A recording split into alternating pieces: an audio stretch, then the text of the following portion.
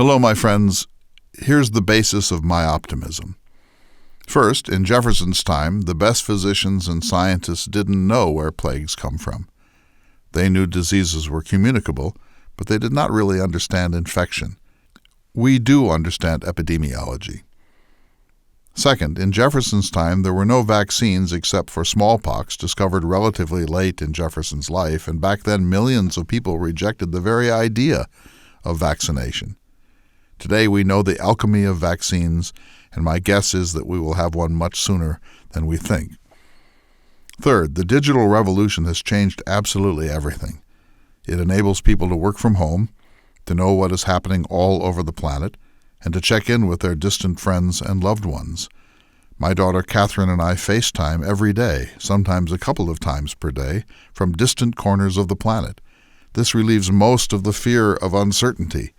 The digital revolution, literally billions of computers linked by the internet, means that we can chart the disease and the methods by which both science and the social structure cope with the disease in ways that would have been unthinkable in the time of Thomas Jefferson.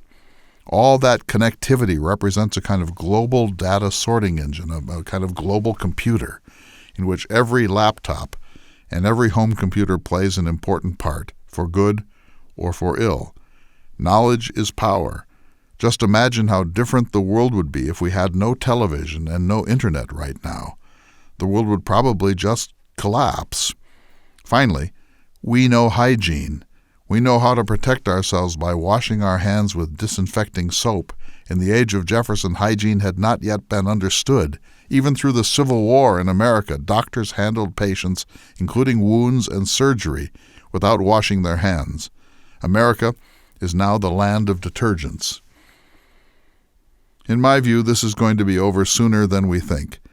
The plague is going to sweep away whole habits, whole institutions and systems, just as the 2008 economic meltdown swept away whole parts of the American economy. The pandemic is going to force an end to some of the absurd paralysis in our national government.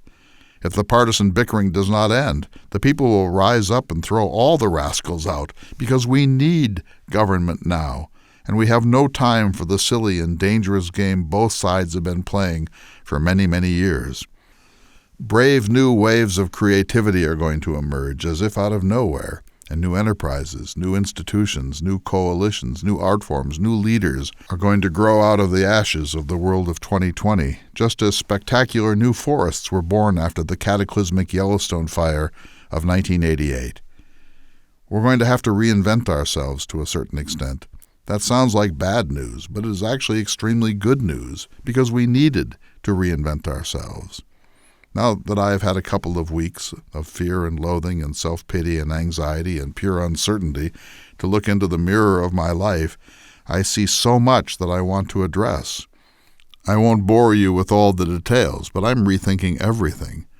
On the brink of this cataclysm, the American people were a toxic bunch, most of us, living as if this gravy train of consumption, vulgarity, materialism, and narcissism would never end.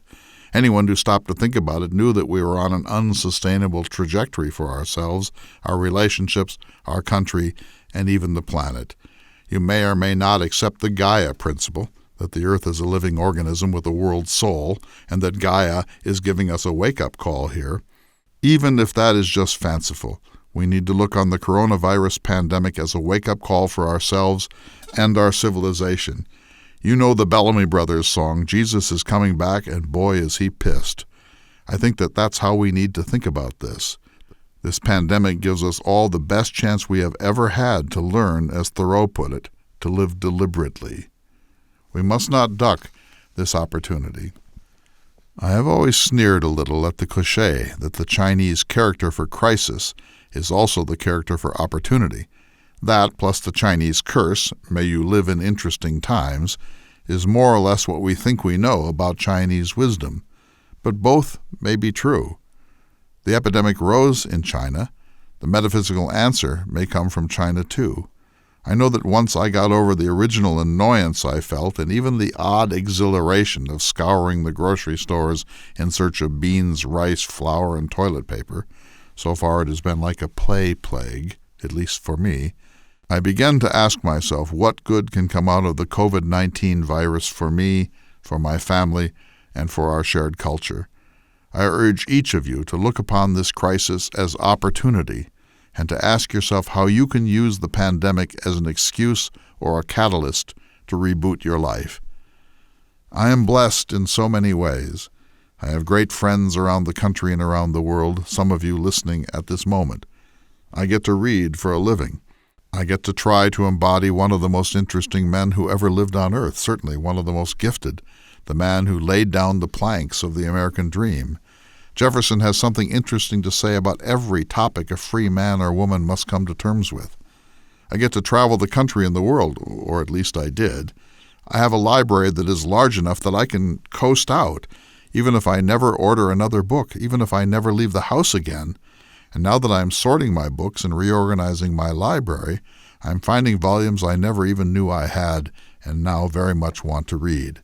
Above all, I have the daughter of daughters. My love of my daughter Catherine is boundless, and it is without question the great love of my life. She is my everything, and I have you.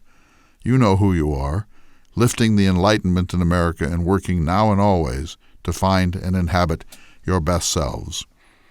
My friends, we will get through this. Humanity's capacity to regroup, recover, and bounce back is perhaps our greatest evolutionary advantage. Thanks to the Renaissance and the scientific revolution, we have a breathtaking array of tools with which to climb on top of this crisis. We do not need to cringe and wring our hands and pray for divine intervention here. That intervention is happening in labs all across the planet. We need to turn science loose with a blank check to solve this and most of the other problems that we all face. And we need to reinvigorate the humanities, too, so that we have a better historical, philosophical, theological, artistic, and literary context in which to make sense of this and all of the other bewilderments that have taken over our once overconfident civilization. Let's get started. This could be the moment that sparks a second Renaissance and a new American Enlightenment. I'm Clay Jenkinson.